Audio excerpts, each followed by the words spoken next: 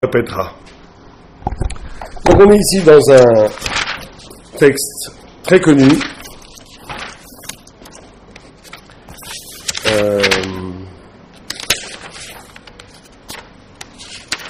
Ouais.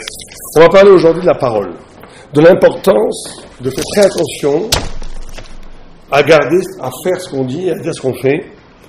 La notion de parole est très importante. Et on va voir qu'elle est même très grave, puisque la Gemara nous dit des choses incroyables. La Gemara nous dit Tana Rabbi Natan Omer Be'avon Nedarim Meta Ishto Shel Adam, et plus loin on dit Meta Banim Shel Adam. Rabbi Omer Be'avon Nedarim Banim Metim Keshem Ktanim. Donc quelqu'un qui fait un éder, c'est le maximum de la parole, et qui ne tient pas son éder, quelqu'un qui promet quelque chose et qui ne tient pas son éder, vous avez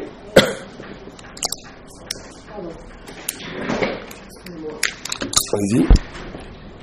Donc quelqu'un qui fait un éder, qui promet quelque chose et qui ne le tient pas, l'extrême gravité de cette transgression de la parole amène, la Gemara nous dit, la mort de la femme, de sa femme, ou la mort de ses enfants. Non, les deux. Tout le monde comprend ici que c'est pas possible que ce soit une punition. On n'a jamais vu une punition aussi grave pour quelque chose. De quoi parle-t-on? Ça ne va pas être une notion de punition, c'est une autre notion qui est en jeu.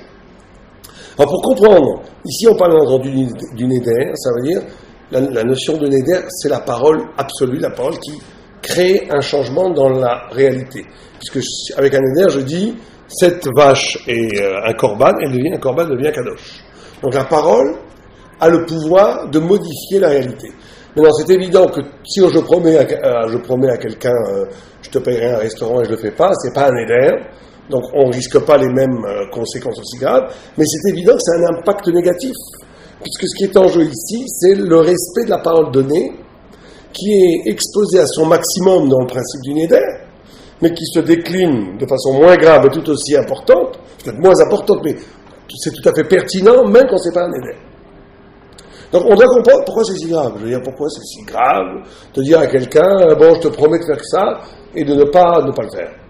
Pourquoi c'est si grave au point que quand cette parole est poussée à son maximum, qui s'appelle Néder, le non-respect de la parole entraîne la mort de la femme et des enfants.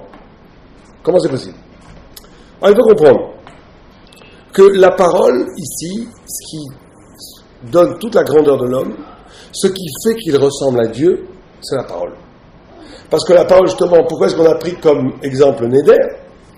C'est que la parole a le pouvoir de créer la réalité. La parole, elle a le pouvoir de changer les choses. Par exemple, Néder, on le voit dans Néder, cette eau, elle est permise. Si quelqu'un dit, je ne vais pas le dire parce que j'ai peur de le provoquer, mais imaginons que ça soit de l'eau, il dit que cette chose-là, arésé, assour alak et korban, cette chose-là est interdite à moi comme un korban, d'après la halakha, s'il mange cette chose-là, c'est comme s'il avait mangé du cochon.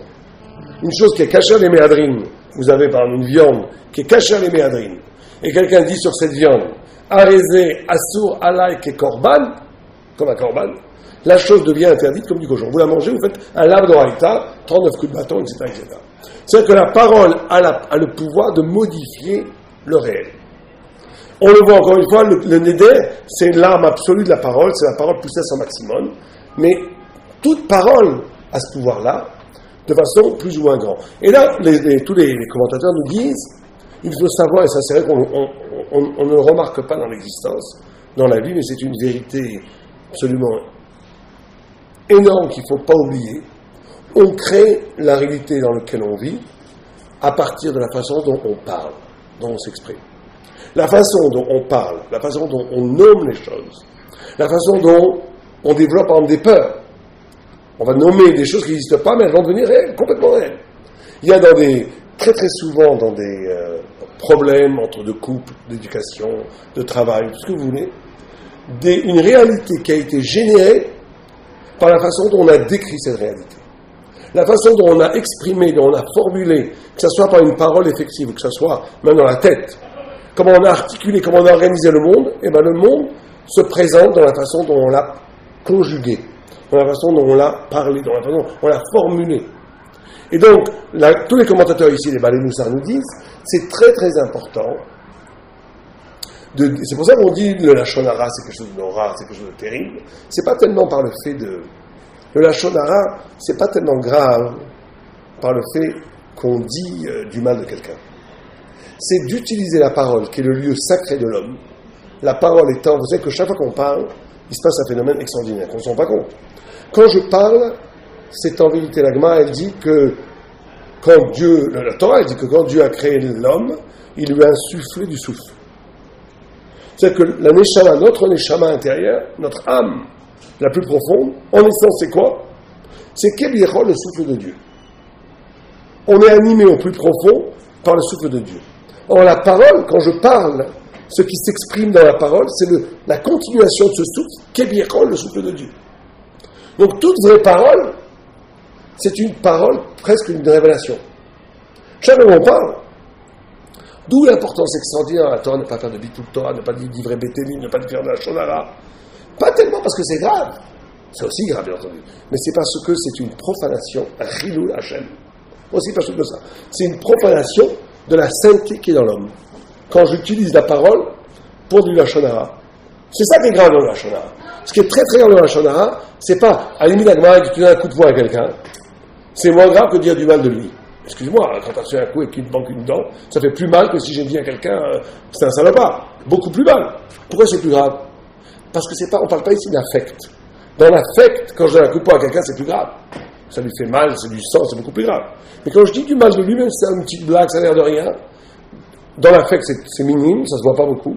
Mais en essence, c'est infiniment plus grave. Parce que la parole a à voir avec l'âme. L'acte, le coup de poing, c'est le corps. Le corps, c'est quelque chose d'animal qui en bas, ça ne touche pas les sphères divines de l'homme. Les sphères divines de l'homme, elles sont dans la parole et dans la pensée. Et donc, quand, dans la parole et la pensée, je profane, j'utilise ça pour la shonara, ou j'utilise ça pour définir les choses négativement, je touche à un point dans l'homme qui est sacré, et je profane, c'est un chilul. C'est pas juste un chilul. Et donc, il faut bien comprendre que ce n'est pas ici que la shonara qui est en jeu. Le fait même que la parole est la conséquence du souffle divin donne à la parole le pouvoir de définir les choses. Et donc la façon dont je définis les choses, le monde se comporte avec moi dans la façon dont je définis les choses. Quelqu'un qui va être très positif, qui va voir le monde positivement, qui va toujours essayer de voir l'angle positif des choses, et qui va le formuler, et bien le monde entier va être positif avec lui. C'est imparable. Ça marche que comme ça. Quelqu'un qui se méfie toujours de tout, qui a peur, qui voit toujours le problème, qui voit toujours le négatif, et bien cet homme-là va toujours avoir des problèmes. Donc vous comprenez, ça devient un cercle vicieux. Vous voyez que j'ai raison. Vous voyez que j'ai raison. Chaque fois que je fais confiance à quelqu'un, je suis trahi. Pourquoi? Parce que chaque fois que tu as fait confiance à quelqu'un, tu lui as fait à moitié confiance, en mettant dans ta confiance, en décrivant que cette confiance était caution à trahison, et tu as créé la trahison. Tu te mets en posture où le monde se dit... Si par contre tu fais véritablement confiance, alors tu sais peut-être une ou deux fois trahi. C'est sûr, mais c'est pas grave. De façon générale, comme tu as macrim, tu as inspiré, tu as irradié ta confiance, les gens vont te rendre la confiance. C'est comme ça que ça va. La parole est créatrice. Ça, c'est la première chose. Maintenant, les commentateurs nous disent la parole est d'autant plus créatrice, d'autant plus que l'homme garde ce qu'il dit. On dit que Moshe Rabbeinu, il avait une parole lourde. Une parole, en vérité, la parole, elle est plus forte que le réel. En vérité. Vous savez qu'un dibour, en hébreu, c'est anaga, c'est la maîtrise. Le dibour, pour ça que le grand sadique fait des miracles. C'est pas du tout mystique, les miracles. Le grand sadique fait des miracles parce qu'il n'a jamais menti. C'est aussi simple que ça. Il n'a jamais pas fait ce qu'il a dit. Il n'a jamais trahi. Il a promis à ses enfants quelque chose, il le fait. Il a promis à son épouse quelque chose, il le fait. Il a promis à ses amis quelque chose, il le fait. C'est impossible pour lui de trahir une parole. C'est impossible. Quelqu'un qui est à ce niveau-là, où c'est impossible pour lui de trahir une parole, sa parole a un poids plus fort que le réel. Il dit une chose, ça se passe. Mais quelqu'un qui est marquir sa parole, quelqu'un qui, un jour c'est comme ça, un jour c'est pas comme ça, un jour c'est comme ça, il n'a aucun pouvoir. Sa parole devient moins forte que le réel, et c'est au contraire lui qui devient manipulé par le réel. Et ça se vérifie dans la vie, et c'est vrai que c'est un avoda très très dur, parce que c'est très profond cette histoire. Le lieu de la parole, c'est le lieu du possible. Tout est possible, je peux tout dire. Je peux dire aujourd'hui, je vais gagner $1 million. Bon, Je veux dire aussi aujourd'hui, je peux tout dire, je peux tuer les gens par la parole. Ça n'a pas de l'afkamina. Donc tout est permis dans la parole. Comme tout est permis dans la parole, on est dans le lieu de ce qu'ils appellent dans la Torah le chomer, le potentiel. Or le potentiel, il est toujours libre. C'est que par exemple Lavan, le Harizal appelle Lavan le beau-père de notre ancêtre. Les gens oublient que Lavan est notre ancêtre. Le plus grand escroc de tous les temps s'appelait Lavan. C'est le père de Rachel et de Léa, nos mères, qui lui, le Harizal appelle le Loven Aelion. C'est le Loven Aelion, c'est le blanc. C'est qu'un Sefer Torah n'est caché que si le blanc est visible. Si vous avez deux lettres qui se touchent dans le Sefer Torah, qu'est-ce qui se passe? Le Sefer Torah devient pasoul. Pourquoi? C'est pas un problème dans les lettres. Les lettres, elles sont cachères. On reconnaît un lamed qui touche un noun, ça n'enlève pas que c'est cachère. C'est pasoul parce qu'on a effacé le blanc. Le blanc est constitutif de la Torah autant que le noir. Ce qu'on appelle dans la Kabbalah que la Torah dans les cieux a été écrite sur un feu noir, sur un feu blanc. Ça veut dire quoi le blanc? C'est quoi le blanc dans la Torah? Quelqu'un a une idée? Ça veut dire quoi le blanc et une partie de la Torah? Quand vous avez un texte comme ça, on dit que le blanc, l'espace qu'il y a entre les lettres, c'est une partie intrinsèque de la Torah au point que si les deux lettres se touchent, c'est pas sûr. Ça veut dire quoi que le blanc est une partie de la Torah? Quelqu'un a une idée ou pas? Personne a une idée? C'est la pureté. Donc, d'après vous, si on écrit un Torah sur un fond rouge, ça ne sera pas caché. Vous avez raison. Oui, mais la pureté, c'est quoi? S'il y a une erreur sur un Sefer Torah qui a deux lettres rapprochées, c'est pas comme ça qu'on l'a reçue. Donc elle est plus adéquate, elle est plus l'image de celle de la traduction. Vous avez raison aussi. Il y a une erreur. Il y a une erreur, très bien. Mais on voit où ça la rend pas soule? Peut-être. La première raison concrète, c'est ça. Enfin, concrète et oui, je comprends ce que vous dites. Vous avez raison. Mais les commentateurs donnent une raison. Les musulmans, c'est pareil, c'est pas dans les musulmans. Mais eux, le Harizal et d'autres disent, non, ils disent le blanc, il est constitutif de la parole, parce que le blanc, quand vous avez une page blanche, qu'est-ce qui se passe? Il faut la remplir. Donc on peut la remplir de quelle façon? Oui, d'accord, mais qu'est-ce qu'on peut écrire dessus? Oui, mais combien de choses on peut écrire? Qu'est-ce qu'on peut écrire dessus? C'est limité? Non. Oui, mais ce que je peux écrire, c'est tout le monde entier, je peux écrire. Je peux écrire j'ai le potentiel d'écrire des milliards de choses. Je peux écrire bonbon, je peux écrire auto, je peux écrire ciel. Tout est possible encore. Dans la page blanche, tout est possible. Quand je suis au niveau de la page blanche, il y a une infinie de possibilités. Une infinie de possibilités. Le blanc n'est pas limité. Or, la Torah, elle est infinie. Mais elle est aussi finie, puisqu'on nous dit quelque chose. On nous dit tu ne mangeras pas de cochon, blablabla, on nous dit plein de choses. Mais il faut que le support de ce qui est fini soit infini. Vous comprenez? La page blanche de la Torah, c'est le pouvoir infini de la Torah. C'est l'infini du sens de la Torah. C'est pour ça que vous avez une infinité de commentaires de la Torah. C'est jamais fini.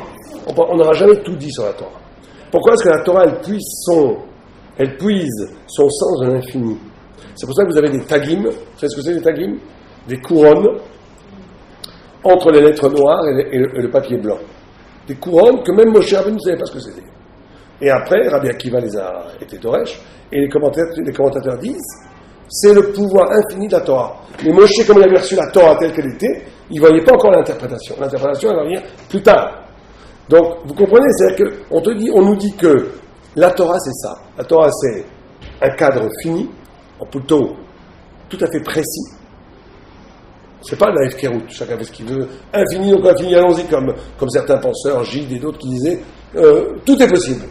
Non, la Torah te dit, ça c'est permis, ça c'est interdit, ça il faut le faire, ça il ne faut pas le faire. Donc mais il faut que cette finitude, que cette précision n'enferme pas le sens. Il faut que cette précision se nourrisse de l'infini. Et c'est ça le génie, c'est ça le miracle de la Torah. C'est que c'est en même temps tout à fait défini, et que c'est en même temps, cette définition, elle ne tue pas le sens, elle ne réduit pas, elle ne rend pas les choses banales. C'est infiniment riche, cet enseignement. Infiniment riche. Or, quand on a dit que la vanne, vous remarquerez quelque chose tout à fait singulier, c'est que Am Israël est toujours né dans un endroit comme la vanne et l'Égypte. La vanne et l'Égypte, c'est le blanc. C'est pour ça que la vanne, il pouvait jamais se définir. Je t'ai promis hier 1000 francs, moi aujourd'hui je te dis 50. Ah, il ne peut pas, lui, Lavan, dit le Harizal, c'est cette dimension où tout est possible. Comme tout est sans règle, comme tout est possible, je change mon contrat tous les jours.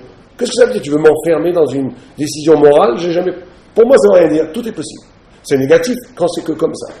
Mais il faut que Am Israël naisse plutôt, dans un lieu où tout est possible.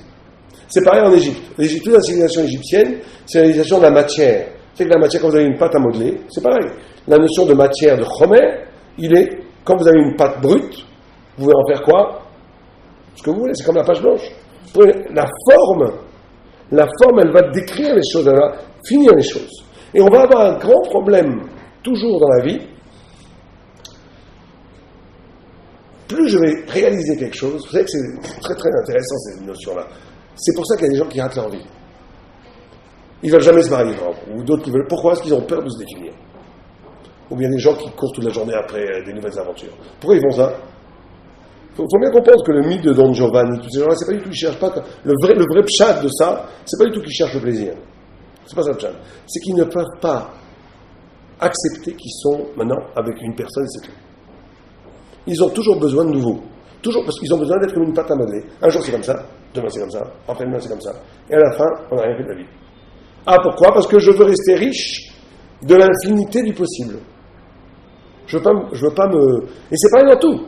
Pareil dans l'étude. Il y a des gens toute leur vie, ils disent, leur mère leur a fait croire qu'ils étaient des génies. Donc ils ne peuvent pas réussir, ils ratent tout ce qu'ils font. Pourquoi? Parce qu'ils disent, dès qu'ils réussissent un petit peu quelque chose, ils disent, bon, tu n'es pas si extraordinaire, c'est ça que tu as réalisé. Mais ici, ils ratent tout. Ça veut dire, en vérité, il avait beaucoup de potentiel, mais il n'a jamais rien pu réaliser. Il y a beaucoup de... Ça a l'air de... C'est rigolo, mais j'en connais beaucoup de gens qui sont dans cette problématique. Ils ne peuvent jamais rien réussir, ni réaliser dans la vie, parce que dès qu'ils réussissent un petit quelque chose, ça les limite. Ils disent, alors je suis que ça. On m'avait promis que j'étais infiniment plus grande. Donc je rate tout, parce qu'en vérité, je pouvais être génial, mais je n'ai jamais vraiment voulu, j'ai pas eu de chance, ou des choses comme ça. Donc je ne réalise jamais rien, vous comprenez? Et c'est pareil, donc ça c'est la possibilité, et toute la grandeur de la Torah, ça va être de réaliser des choses, sans que cette réalisation te rende petit bourgeois, te rende petit carré, te rende que c'est fini. C'est pour ça que la Torah n'a jamais fini. On réalise et on rebâtit. On réalise, mais il faut réaliser. Il ne faut pas rester sur la page blanche. Mais il ne faut pas non plus se limiter à l'écriture noire. Il faut les deux. Donc, dans la parole, toute la difficulté de la parole, c'est que la parole, elle est aussi composée par ces deux dimensions. Puisqu'on a dit qu'elle venait de l'infini, et en même temps, elle précise, elle dit les choses. Donc, dans la parole se joue ce choix. C'est pour ça qu'on a envie de dire n'importe quoi. Le Yetzera qui te pousse à dire tout et n'importe quoi, promet n'importe quoi, c'est parce que tout est possible. Tu te laisses aller et tout est possible. Et donc, tu promets et tu ne réalises pas. Quand tu fais ça, tu détruis le pouvoir de la parole. Il n'y a plus qu'une parole vide, une parole blanche, une parole qui ne réalise plus rien. Mais le Yetzera de la parole qui ne se respecte pas, c'est le fait de pactiser avec le pouvoir infini de la parole, mais d'une mauvaise façon. D'une façon où tu ne donnes plus de poids à la parole, puisque tout est possible. Et donc, c'est pour ça que tu détruis le Tselem Elohim qui est en toi. Et donc, c'est pour ça que Mida Keneged Mida, Dieu préserve, le personne perd sa femme et ses enfants. Parce que la femme et les enfants, c'est le futur de l'homme. Et la parole, c'est son pouvoir de créer. C'est ce qu'en quoi la femme et les enfants, c'est le fait qu'ils ressemblent à Dieu. C'est le pouvoir de créer, de générer. La parole crée, les engendrements créent. Et donc, quand quelqu'un détruit le pouvoir de parler, c'est-à-dire sa parole n'a plus aucune valeur, n'a plus aucun poids, il dit tout et son contraire, il ne promet plus. Il a détruit le caractère divin de l'humain, et donc il perd le droit il perd ce qui est son futur, ce qui est le Tselem Elohim, qui est sa femme et ses enfants. C'est comme ça que les Mefarshim expliquent ici ce qui est en jeu. Le Ein Yaakov, on va le lire dedans, rajoute une autre dimension. Il dit la chose suivante. Le Ein Yaakov, il dit pourquoi? Parce qu'il dit Mishumachi avait Mida Keneged Mida. Ces mesures qu'on mesure, Kaven Shehu Neder La'akriv Olot Ve'ikdish Ve'enu Makriv Ke'elu Nicha Bet HaMikdash. Quand il détruit la parole, c'est comme s'il détruisait le Bet HaMikdash. Ve'she'en Yichol La'akriv. Et il dit que sa première femme, c'est de l'ordre du Bet HaMikdash. Donc il dit ici une phrase presque que tout le monde connaît, qui est la famille, c'est sacré. Quand on dit la famille sacrée, c'est-à-dire que c'est un din kadima. Mais ici, ce que dit le Yaakov, il dit, ce qui se joue dans la famille, c'est de l'ordre de la Kedusha. Et la parole est Kadosh. Si quelqu'un détruit la Kedusha de la parole, il détruit la famille. Comment comprendre que la famille c'est sacré? Ça veut dire quoi que dans la famille, c'est là où se joue le Beth Amikdash. La dimension du Beth Amikdash est dans la famille. Quelqu'un a une idée? Quel rapport entre la famille et le Beth Amikdash? Comment? Une unité. Le Beth Amikdash est une unité aussi? Ah, très bien. Vous voulez dire que, comme le Beth Amikdash est un lien d'amour entre Dieu et les hommes, la famille est un lieu d'unité d'amour entre les hommes et les hommes qui reproduit cette notion de Kedusha. Bon, ça c'est une idée tout à fait. C'est pas écrit là, mais je pense qu'elle doit être écrite quelque part. C'est vraiment une idée. Quelqu'un a une autre idée? On dit que les maisons, c'est des Beth Amikdash miniatures. Tout à fait. Ça, c'est ce que dit les Mefarshim ici. Il dit que la maison est un Beth Amikdash. C'est quoi le Beth Amikdash? C'est la possibilité d'un lieu où Dieu se révèle. Où Dieu se révèle. Et ça, c'est très important ici. Les Mefarshim disent quelque chose. Ils disent c'est très important qu'une maison. Il y a plein de gens, ils sont sadiques dehors, ils rentrent chez eux, ils se mettent en maillot de bain et ils se laissent aller. Il dit au contraire, la maison, c'est le lieu où, pour les enfants, pour l'éducation, pour nous-mêmes, un lieu où, ça ne veut pas dire du tout une austérité ni une lourdeur, hein, mais il faut que ça soit un lieu, dans Shabbat on voit, de célébration, mais en tous les cas un lieu où la Shrina apparaît, où la personne sent que la Shrina est parmi nous. C'est très important pour les parents de faire comprendre que le lieu du salon, le lieu où on mange, par les brachot, par les dvar Torah, par le fait même de dire Dieu nous regarde, on est avec Dieu. C'est un lieu où Dieu, c'est pour ça qu'on dit quand on invite des invités, très important d'inviter des invités, dans la mesure où donner à Zdaka au pauvre qui frappe à la porte. C'est une activité où ici, toutes les midot d'Akadosh Baruch Hu, de Rachum, Chanoun, c'est très important qu'il n'y ait pas vraiment de colère dans une maison. Très très important qu'il n'y ait pas de cri. Parce que ça permet à la Shrina de résider dans la maison. J'avais un grand rab qui disait à quelqu'un qui était coléreux, il lui disait, tu veux te mettre en colère, sors de chez toi. Va crier dans la rue. Ne te mets pas en colère chez toi. Chez toi, ne te mets pas en colère. Chez toi, c'est Kadosh. Tu veux, va dans l'escalier, crie. Ah, t'as peur des voisins? Non, t'as plus peur des voisins du bon Dieu. Ça va pas, ça. Il y a un problème. Chez toi, c'est Kadosh. Mais il y a une notion encore plus profonde, qui est donnée ici par les Mefarshim, qui dit que la... Ça marche? Qui dit que la... Justement, bon ça c'est une idée un peu compliquée pour nous à comprendre. Il dit que ce qui se passe chez les juifs par rapport aux non-juifs, c'est que quand on a des enfants, quand on construit une famille, ce qui est éminemment visé, c'est la Kedusha. Ça veut dire quoi? La Kedusha, vous savez, c'est la notion de séparation. Et Kadosh, c'est quoi la définition de Kedusha? C'est quelqu'un qui est séparé. C'est-à-dire quoi qu'il est séparé? C'est-à-dire qu'il ne fait pas les choses pour lui. C'est ça être Kadosh. Être Kadosh, c'est pas être un mystique qui est sur les étoiles, qui est sous les étoiles, dans les grottes, un trempeur de ça, il peut ne pas être Kadosh. Kadosh, la notion de Kedusha, c'est quand je suis capable de faire un acte, pas pour moi. C'est aussi simple que ça. Quelqu'un qui fait ça est Kadosh. Quelqu'un qui véritablement est capable de faire ça, génère en lui du pouvoir de faire des miracles. Quelqu'un qui peut vraiment renoncer à son propre intérêt. Il faut bien comprendre qu'il y a des gens qui sont très religieux, mais dès que leur intérêt est en jeu, fini. On voit très souvent ça. Les gens, ils font du chesed, ils n'arrêtent pas d'aider du monde, mais dès qu'on touche à leur balcon, ou alors dès qu'on touche à leur petit droit, ça y est, c'est fini, Beddin, Mishpat, c'est Mouza, c'est bizarre. La même personne qui va faire 2 heures de chesed dans les hôpitaux toutes les semaines, dès qu'un voisin qui lui a pris un paillasson, elle devient intraitable. Pourquoi? Parce que très souvent, la spiritualité, c'est une projection de mon intérêt, que ce soit un intérêt psychologique, un intérêt... Je fais les choses parce que ça m'intéresse, ça me nourrit. Mais renoncer à un droit, c'est beaucoup plus dur, beaucoup plus dur. Renoncer à un droit, il y avait un grand rabbin qui disait qu'il faut avoir un budget de shalom. Le Chofetz il disait ça. C'est pas grave. Sois mévater, si c'est pour amener du shalom, dont il en a tellement besoin, sois mévater. Il y avait le Messie Tchacharim, il dit, le Rot Tzadikim, un des deux, je ne me souviens plus, dit, pour les choses spirituelles, il faut être intraitable. Quand quelqu'un il a un pic au russe et tout, à la sorte, tu lui fais la guerre. Pour les choses matérielles, il faut être cool, il faut être large. Il faut être capable de donner. Sauf si vraiment tes intérêts sont vitaux, c'est en jeu, il faut défendre, il faut bien vivre. Mais il ne faut pas investir, il faut faire très attention à cette notion où tout devient, même dans la Torah, ça peut arriver, Dieu préserve, où tout n'est plus qu'une question d'intérêt. J'enseigne parce que c'est intéressant, je fais du reste parce que c'est intéressant, mes enfants, il faut qu'ils réussissent bien par rapport à la société, ça devient du social. Il n'y a plus de Torah, il n'y a plus de transcendance, il n'y a plus de véritable lishva, il n'y a plus de grandeur. Tout devient une question mesquine d'intérêt. Ça, c'est la mort de la Torah. La Torah n'est Torah que si la Kedusha n'est Kedusha, que si je suis capable de faire quelque chose, pas pour moi, mais pour Dieu. Aussi simplement. Ça a l'air de rien. C'est la Emouna, alors. C'est la Emouna, c'est très lié à l'Emouna, mais ça ne suffit pas l'Emouna. Il y a des gens qui croient dur comme faire que Dieu existe, qui savent aussi, mais ça ne change rien. Ça change rien. Dès que c'est contre leur intérêt, ils ne sont plus là. Parce que leur spiritualité s'articule autour de leur ego, autour de leur propre préservation. Il faut avoir une dimension en soi où tu es pour les autres, pas pour toi.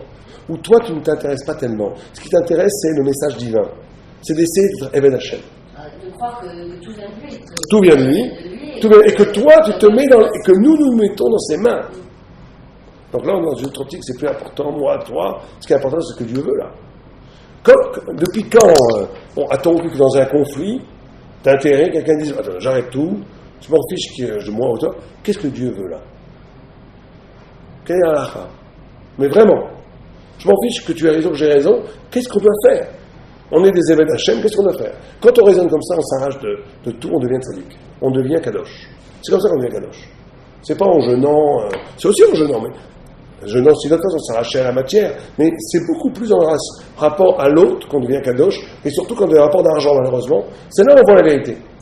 Il y a pas un problème en simulant justement de leur du mal, c'est nous on a du mal à faire une action. C'est on donne, on dit nous à tout vient de la chaîne, et on donne sa personne, on donne son matériel. Est-ce qu'après, on peut ne pas avoir du mal à faire avec ça? Je veux dire, des fois c'est difficile de... Bien sûr, tout le monde doit travailler par rapport à son niveau, et surtout, on a du mal si on n'a pas vraiment donné. Je vais donner une histoire comme ça, une fois une histoire rigolote, mais qui fait bien comprendre cette idée. Il y avait une fois un talmide qui a dit à un arabe, comment est-ce que je peux avoir du kavod? J'ai besoin de kavod dans la vie, moi. J'ai besoin de les respecter. Mes parents n'ont pas assez respecté, ou trop respecté. Il dit, c'est très simple, fuis le kavod va venir. C'est écrit. Tu fuis le kavod. Et donc, il a fui le kavod, des grands non, et le kavod ne venait toujours pas. Arrêtez de voir le rêve, ça marche pas votre truc. C'est écrit dans la Gemara, ça marche pas. Vous m'avez dit de fuir le kavod, moi j'ai fui le kavod, et le kavod, il vient pas de... Tout le monde s'en fiche complètement, personne ne me donne du kavod. Il dit, oui, parce que quand tu le fuis, tu tournes la tête pour voir s'il ne court pas après. Donc ça marche pas. Ça veut dire que si tu donnes et que ça te fait que par devoir, il faut faire très attention, ça marche pas. Il faut que la relation, la mitzvah, soit une célébration, une joie, une allégresse. Comme par exemple, je vous donne un exemple. Quand vous faites Shabbat, ça se passe bien, c'est magnifique. Vous attendez rien d'autre que le Shabbat. Je vais pas dire. Alors vous allez avoir une immense récompense du Shabbat. Mais à la limite, on vous dit, on nous dirait, il n'y a plus de récompense pour le Shabbat. On arrêterait le Shabbat? Non, c'est génial le Shabbat. C'est formidable comme moment à vivre. Ça n'a aucun rapport avec le récompense qu'on va avoir. On veut aussi la récompense, on va l'avoir si je veux. Mais le Shabbat est une fête en soi magnifique. Parce qu'on a réussi dans le Shabbat à bâtir une relation spirituelle qui pour nous est joyeuse, qui nous donne énormément, qui nous épanouit véritablement, qui nous fait grandir avec Dieu. Et bien quand on donne, ça doit être ça aussi, on ne doit pas donner, je donne mais j'aimerais ne pas donner, j'aimerais recevoir en retour. Dès qu'on est là-dedans, c'est pas vraiment donner. Donner, c'est une immense allégresse. C'est être capable de se détacher d'une définition des choses par rapport aux choses matérielles. Je ne suis pas ça, moi. Je ne suis pas mon compte en banque, je ne sais pas combien j'ai, l'homme est infiniment plus que ça. Il n'est pas défini par les biens qu'il a. Il est défini par ce qu'il est essentiellement. Donc donner, il n'y a pas de problème. Et donc là, il est joyeux dans le don lui-même.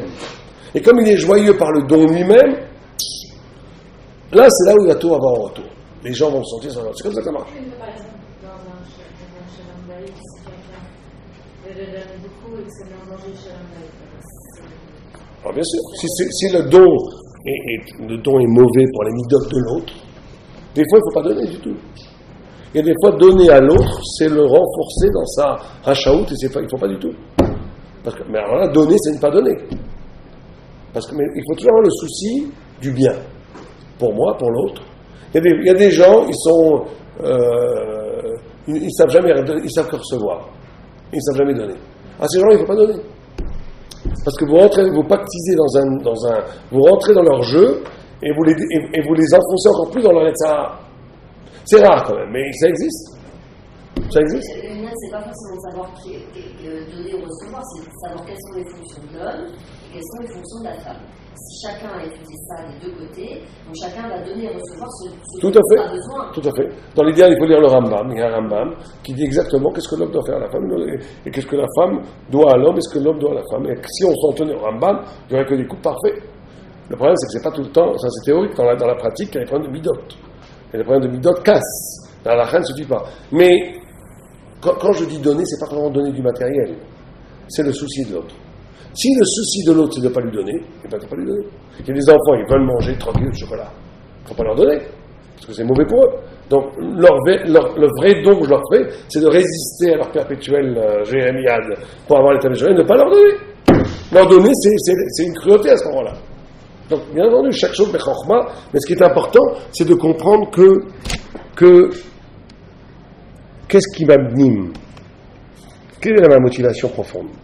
C'est ce que veut Dieu, le bien de l'autre, le bien, ou mon confort personnel, mon intérêt. On peut donner des choses à des enfants, par exemple, on n'est pas avoir la paix, on leur met 2 heures dans une télé, c'est une catastrophe. C'est l'anti-éducatif au maximum. Parce qu'à ce moment-là, on leur a donné quelque chose, mais on leur a rien donné, on leur a enlevé. Ce qui leur est dû, l'éducation qu'on doit leur donner, les élever, etc. Donc chaque chose, effectivement, en proportion et par rapport à... Mais alors la notion de sacré dans la famille, c'est justement par rapport à ce qu'on parlait, c'est là où se joue la Kedusha. Parce que dans la famille, notamment avec nos enfants, on a une tendance à ne pas être kadosh. Kadosh, on a dit, c'est être séparé, ne pas faire les choses pour soi. Or, ce qui est demandé à la Torah, c'est que l'enfant, donc l'engendrement, le futur d'Israël, le futur de la Torah, c'est la prochaine génération, que bien entendu, avec tout l'amour, ça n'élimine pas l'amour, mais il faut que je le fasse comme un avodat Hashem. Comme un avodat Hashem. Élever les enfants, c'est élever le futur de la Torah. C'est faire la Kedusha. Donc il faut être capable aussi de se séparer, ça rejoint ce qu'on a dit même avant, de se séparer de l'émotion pure d'amour filial, pour que cet amour filial soit au service d'un projet de tout un Israël de la Torah. C'est ça la Kedusha de la famille. C'est ça qui différencie la famille juive et la famille goy. La famille goy, l'enfant est la préservation de la race, j'oserais presque dire. On continue, je ne suis pas tout à fait mort, puisque j'ai quelqu'un qui vient de ma chair, qui vit après moi. Bon, c'est très bien aussi, mais c'est tout petit, ça ne suffit pas. Ce qui est important dans la Torah, c'est que l'enfant, c'est en même temps moi, et c'est en même temps quelqu'un qui est absolument pas moi. Je suis dépositaire d'une Neshama à qui je dois enseigner la Torah, à qui je dois enseigner le Derech Eretz, qui doit être le futur d'Israël, la Torah. C'est pour ça que la Kedusha, et ça passe énormément par le respect de la parole. Un enfant, vous comprenez, quand on trahit un enfant, on lui a enlevé la possibilité de croire à la Torah. Ça, il faut bien comprendre. Parce que les enfants, ils voient dans leurs parents, au début en tous les cas, la notion de Emouna, la notion tout est vrai. Un enfant de 3 ans, vous lui dites n'importe quoi, il le croit. Il le croit. Comment dire, peut-être tu me mens maman ou papa, ça n'existe pas. Donc c'est la notion de Emouna qui est là. Quand vous le trahissez, maintenant il ne va plus croire. Et donc vous lui enlevez la possibilité de croire à la Torah. Donc c'est pour ça qu'il ne faut jamais trahir ses enfants. Ces enfants, il ne faut jamais les trahir. Parce qu'en les trahissant, vous les avez... Alors maintenant, ils vont dire, on m'a déjà eu une fois, on n'aura pas 2. Donc maintenant, il faut une fois d'épreuve. Et donc, ils vont plus être capables de recevoir la Torah dans la virginité du Naaseh Mishma. Quand la Torah a été donnée, dans une pure acceptation de la vérité, avant même la critique, avant même l'intelligence. On n'a pas le temps d'expliquer ça ici, mais pour la Torah, l'intelligence naît de cette Emouna. La Emouna est à l'origine même du pouvoir de penser. Et donc, il ne faut pas casser cette Emouna. D'où la notion de Kadosh. Quand on dit la famille c'est sacré, c'est que se joue le nœud de la Kedusha au cœur même de la relation familiale. Et c'est pour ça qu'on nous dit que celui qui ne tient pas sa parole, non seulement par rapport à lui, mais aussi par rapport à sa famille et par rapport à son entour, détruit le nœud ontologique, le cœur palpitant de ce que c'est l'homme juif. De ce que c'est l'homme juif. D'où l'importance cardinale de faire ce qu'on dit et de dire ce qu'on fait. C'est à réfléchir. Colle tout.